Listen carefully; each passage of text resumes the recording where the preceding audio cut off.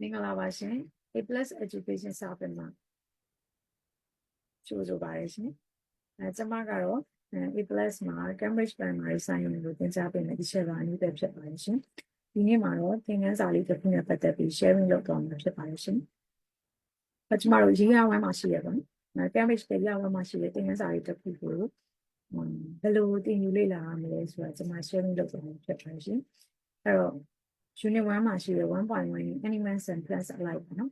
အဲ့ဒီသင်ခန်းစာနဲ့ပတ်သက်ပြီးသင်ကြားမယ်ဆိုကျွန်မတို့ကပထမအဆုံးအနေနဲ့ကလေးတွေမှာရှိပြီးအသိပညာဘယ်လောက်ရှိမလဲပေါ့နော်အဲ့ဒါလေးကိုမေးခွန်းလေးနဲ့မေးမြန်းသွားမှာဖြစ်ပါတယ်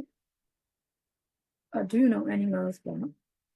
Animals အကြောင်းတွေသိလားပြီးရင်ကိုယ်ပတ်ဝန်းကျင်မှာဘယ်လို animals တွေရှိလဲအဲ့ဒါနဲ့ပတ်သက်ပြီးဆွေးနွေးသွားမှာဖြစ်ပါတယ်အဲ့တော့ကျွန်မတို့ကဒါကဆိုရင်သူတို့ကိုသင်ခန်းစာတစ်ခုကိုမသိရင်သင်တွေကစပြီးတော့စစ်ဆေးရပေါ့နော် question တွေနဲ့သူတို့ရဲ့အသိပညာဘယ်လောက်ရှိလဲဆိုရင်ဆွဲထုတ်သွားရပါဆွဲထုတ်တဲ့အတွက်မိကုံးလေးကိုနေပြီးဆွဲထုတ်သွားရတယ်နော်ဒါကတော့သင်ခန်းစာရဲ့ intro ပိုင်းလေးပါပြီးရင် do you know plants အပင်တွေနဲ့ပတ်သက်ပြီးဘာတွေသိလဲဘယ်လိုပင်တွေရှိလဲကိုယ်ပတ်ဝန်းကျင်မှာလေ့လာမယ်အပင်တွေရဲ့အမျိုးအမည်တွေပြီးရင်တီးတီးတာလားအပွင့်ပွင့်တာလားဒါမျိုးတွေပေါ့နော်မိကုံးလေးတွေနဲ့ intro ဝင်တော့ပါမယ်အဲ့ဒီအပိုင်းကိုပြီးသွားတဲ့အခါမှာဒုတိယအနေနဲ့ဆိုရင်သင်ခန်းစာမှာပါတဲ့ vocabulary ကိုသင်ကြားအောင်ဖြစ်ပါတယ်vocabulary ကိုသင်ကြားရတဲ့အတွက်ကလေးမှာ post ပေးရရှိမယ်ပေါ့နော်ပထမအဆုံးတစ်ခုအနေနဲ့ listening လုပ်ရမယ်ပြီးလို့ရှိရင်ကလေးတွေက speaking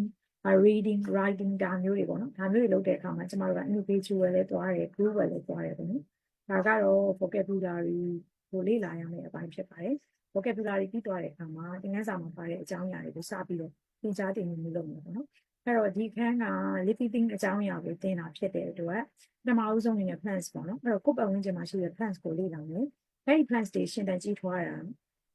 ရှင်သန်ကြီးထွားဖို့အတွက်ပေါ့နော်ဘာတွေလိုအပ်တာလဲဘာတွေစားသုံးတာလဲဒါမျိုးပေါ့နော်ပြီးရင် animals တွေလေ့လာမယ် animals တွေကတော့လှုပ်ရှားသွားလာနိုင်တယ်သူတို့အတွက်ဘာတွေလိုအပ်လဲပြီးရင်အဲ့ဒီအရာတွေကတက်ရှိလာဒါမျိုးတွေကိုကျွန်တော်တို့ကဆက်ပြီးတော့လေ့လာသင်ယူသွားမှာဖြစ်ပါတယ်ပြီးရင် water ပေါ့နော်ရေဆိုရင်လည်း animals တွေလိုလှုပ်ရှားသွားလာနိုင်တယ်ရွေးရှားနိုင်တယ်ပေါ့နော်လှုပ်ရှားသွားလာနိုင်တယ်ဆိုတာတဲ့ရွေးလျားစီးဆင်းနေတယ်ဒါပေမဲ့သူကတော့တက်ရှိဖြစ်နိုင်လားအလိုက်ဖြစ်နိုင်လား not အလိုက်ဖြစ်နိုင်လားဒါမျိုးပေါ့နော်ဒါမျိုးလေးကျွန်မတို့သင်ကြားသင်မှုလုပ်သွားမှာဖြစ်ပါတယ်အဲ့တော့ဒီသင်ကြားသင်မှုလုပ်သွားတဲ့အပိုင်းကကြတော့Cambridge Science မှာပါတယ် Learner ဖို့ထဲကအကြောင်းအရာတွေပေါ့နော်အဲ့ဒီစာအုပ်လေးနဲ့ပတ်သက်ပြီးပြီးရင်ကျွန်မကအသေးစိတ်မိတ်ဆက်ပေးတော့မှာဖြစ်ပါတယ်Learner ဖို့ထဲကအကြောင်းအရာကိုကျွန်မတို့သင်ကြားသင်မှုပြုပြီးတဲ့အခါမှာ web ပေါ်မှာပါတဲ့ exercise တွေကိုလုပ်ပါမယ်ပေါ့နော်web ဖို့ဆိုတာကတော့ဘယ်လိုမျိုးလဲဆိုသင်ခန်းစာတစ်ခုပြီးသွားပြီပြီးတော့အဲ့သင်ခန်းစာနဲ့ပတ်သက်ပြီးခလေးဘယ်လောက်ရသွားလဲခလေးဘယ်လောက်ပြီးသွားလဲခလေးကိုစမ်းစစ်တာဖြစ်တယ်လို့သင်ကိုယ်တိုင်ပို့ချပြီးရဆရာဆရာမကိုလည်းစမ်းစစ်တာပေါ့နော်ဆရာဆရာမကတော့ဘယ်လောက်ဒီသင်ခန်းစာမှာလိုအပ်ချက်တွေရှိလဲဘယ်လောက်ပြန်ပြီးတော့ခလေးတွေကိုပြန်တင်ပေးဖို့လိုအပ်တယ်ပေါ့နော်ကိုယ့်ရဲ့အရေးချင်းကိုလည်းစမ်းစစ်တာဖြစ်ပါတယ်အဲ့တော့အဲ့ဒီ web ပေါ်မှာကြတော့ကျမတို့အပိုင်း၃ပိုင်းရှိပါတယ်ပထမတစ်ပိုင်းကကြတော့သူက focus ပေါ့နော် focus နောက်တစ်ပိုင်းကကြ practice လုပ်ရမယ်အပိုင်းနောက်တစ်ပိုင်းကကြတော့ challenge ပေါ့နော် challenge လုပ်ရမယ်အပိုင်းဆိုတော့အဲ့လို၃ပိုင်း web ကကြတော့သွားပါတယ်သူရဲ့ check လုပ်တဲ့အပိုင်းတွေကပေါ့နော်အဲ့ဒါလေးသင်ခန်းစာတစ်ခုပြီးသွားပြီဆိုရင်ကျမတို့နောက်ဆုံးနေတဲ့ကလေးတွေကို project လုပ်ခေါ်တဲ့လုပ်ငန်းပေးလို့ပေးပါတယ်ဒါတွေကတော့ကလေးနှစ်သက်ဆုံးအပိုင်းပေါ့နော် science ကလေးတော်များများသဘောကျတယ်အပိုင်း project လုပ်ရရင်ကလေးတွေကတအားကိုပြောပါတယ်အဲ့တော့ကျေးဇူးအများကြီးတင်ပါတယ်ရှင်ခုနကျွန်မ sharing လုပ်သွားတာကတော့အခုကျမတို့ A+ ကိုသင်ကြားမယ် Cambridge Primary Science second edition မှာပါတယ်second edition မှာသင်မဲ့ပေါ့နော်သင်မဲ့အတန်းကတော့3ခုရှိပါတယ် year 1 year 2 year 3အဲ့ထဲမှာကျွန်မက year 1အပြာစာအုပ်ကလေးထဲမှာ learner ပေါ်ထဲမှာပါတယ်အကြောင်းအရာလေးတစ်ခုပေါ့နော်နည်းနည်းလေးပဲအကျဉ်းမြင်အားဖြင့် sharing လေးလုပ်သွားတာပေါ့နော်အဲ့တော့ဒါကကြတော့ learner ပေါ်ထဲမှာပါတဲ့အကြောင်းအရာပြီးကျွန်မ session သွားတာကဒီ web ပေါ်စာအုပ်ကလေးပေါ့နော်အဲ့ဒီထဲမှာပါတဲ့အကြောင်းအရာလေးပေါ့နော်အဲ့ဒီထဲမှာခုနကျွန်မပြောတဲ့3ပိုင်းနဲ့သွားမယ်ပေါ့နော် focus ရယ် practice ရယ် challenge ရယ်ဒါပါအဲ့တော့ဒီစာအုပ်တွေကလာတက်တဲ့ကလေးလေးတွေကမဖြစ်မနေပွဲတင်လာဆိုတော့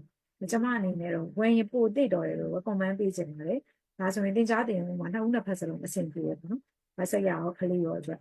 ဝယ်မယ်ဆိုရင်တော့စာအုပ်ရဲ့မျက်နှာဖုံးနမူနာလေးတွေပေါ့နော်အဲ့တော့year 1သူကအပြန်အောင်လေးyear 2ကတော့လိမ့်မော်အောင်လေး year 3ကတော့ပန်းကြောင်လေးပေါ့နော်သူ့မှာတော့သင်ရိုးတွေကတော့အများကြီးရှိတယ်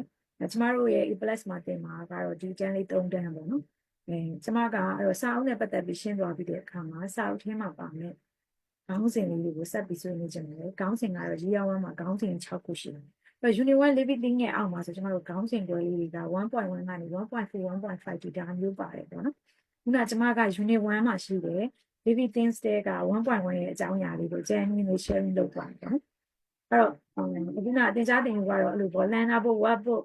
project ပြီးရင်ကျမတို့ကတင်ယူတဲ့အခါမှာလည်းဥမာမတင်ယူခင်စစ်ဆေးတာရှိတယ်တင်ယူနေစဉ်စစ်ဆေးတဲ့အပိုင်းတွေရှိတယ်တင်ယူနေစဉ်စစ်ဆေးတဲ့အခါမှာကျမတို့ gain အနေနဲ့စစ်ဆေးတာရှိတယ် question တွေနဲ့စစ်ဆေးတာရှိတယ်မတင်ယူရင်ဆိုခုန intro ဘိုင်းပေါ့နော်ကျန်းစာကိုစတင်နေစီဆိုရဲကကျမတို့ question နဲ့စပြီးကျောင်းသားကို check လုပ်နေတယ်ပေါ့နော်တင်ယူပြီးကျောင်းရမှာတော့ကျမတို့ assessment တွေရှိတယ် chapter index တွေရှိတယ်ဒါမျိုးလေးတွေပေါ့နော်ဒါကတော့စစ်ဆေးပုံစစ်ဆေးနည်းပေါ့နော်ကျမတို့ရဲ့အကဲဖြတ်စစ်ဆေးပုံစစ်ဆေးနည်းပါyear 2မှာဆိုရင်လည်းသူကတော့ခေါင်းစဉ်က6ခုရှိတယ် unit 6ခုရှိပါတယ်year 3မှာဆိုလည်း1 to 6ပေါ့နော်6ခုရှိတယ်အဲ့တော့ကျမတို့လေ့လာကြည့်သလောက်ဆိုရင် year 1ကနေ year 3ဒီခေါင်းစဉ်လေးတွေကတူနေတယ်ပေါ့နော်ဥပမာ living thing ဆိုရင်ကျမတို့ကြည့်ကြည့်ပါ year 1 2 3ဒါမျိုးပေါ့နော်သူကဘာလို့အဲ့လိုတူနေတာလဲဆိုရင်ကလေးရဲ့အသိပညာကိုလေသူကနည်းနည်းလေးကနေပို့ပြီးချဲ့ကားပြီးထည့်သွားတယ်ဥပမာ year 1မှာဆိုရင်သဘောတရားအနေနဲ့ဆိုကျမတို့အပင်မှာရှိရသူ့ရဲ့ part အစိပ်ပိုင်းတွေသင်တာဥပမာ roots plants flower ဒါမျိုးပေါ့နော် year 2ကိုရောက်သွားတဲ့အခါမှာအဲ့ဒီ roots ကဘယ်လိုလုပ်ငန်းတွေလုပ်လဲကျမတို့ကဒါမျိုးပါ year 3ကိုရောက်သွားတဲ့အခါမှာဒါဆိုအဲ့ဒီ roots ကအပင်ကြီးကိုရောက်ဖို့ရေတွေဘယ်လိုပို့ဆောင်ပေးလဲဒါမျိုးသူကကျတော့ကလေးရဲ့အုံနောက်ထဲကိုသူ့အသက်ရွယ်လိုက်ပို့ပြီးတော့ဖြည့်ဆွက်ပြီးပို့သွင်းသွားတာပေါ့နော် Cambridge ကတင်လို့ရစိတ်ဝင်စားလို့ရန်ကောင်းပါတယ်ဒါကကြတော့ကျမတို့သင်ရမယ် year 1 2မှာပါတယ်သင်ခန်းစာခေါင်းစဉ်တွေဖြစ်ပါတယ်အဲ့ဒါတွေပြီးတဲ့အခါမှာကျမတို့အဲ့ဒီ science ကိုသင်တဲ့အခါမှာကလေးတွေမှာရရှိသွားမယ် skill တွေပေါ့နော် skill တွေကတော့ဒီထဲကပြင်အများကြီး chart skill တွေလည်းအများကြီးရမှာပါconnection တွေ critical thinking တွေ problem solving တွေadjustment တွေပေါ့နော်ကလေးတွေကပတ်ဝန်းကျင်ကိုစူးစမ်းလေ့လာပြီးရှိမယ်တဦးနဲ့တဦးဆက်သွယ်ဆောင်ရွက်နိုင်မယ်စူးစမ်းလိုစိတ်တွေရှိမယ်ပြဿနာတွေဖြေရှင်းနိုင်မယ်ပေါ့နော် skill တွေကတော့များစွာအများကြီးရရှိမှာဖြစ်ပါတယ်နောက်ဆုံးအနေနဲ့တော့ကျမတို့project ပေါ့နော်ကလေးတွေစိတ်ဝင်စားဆုံးဖြစ်တဲ့ project လုပ်ငန်းပေးလေးအကြောင်းကိုတင်ပြသွားကြပါတယ်အဲ့တော့လုပ်ငန်းပေးလေးကတော့ဒါလေးပေါ့နော်ဒါကအရင်ကျောင်းသားအဟောင်းတွေလုပ်ထားတယ်ပေါ့နော်အပြင်မှာရှိတဲ့အစိတ်အပိုင်းတွေဒါမျိုးလေးကိုသူတို့လုပ်ထားတာပေါ့နော်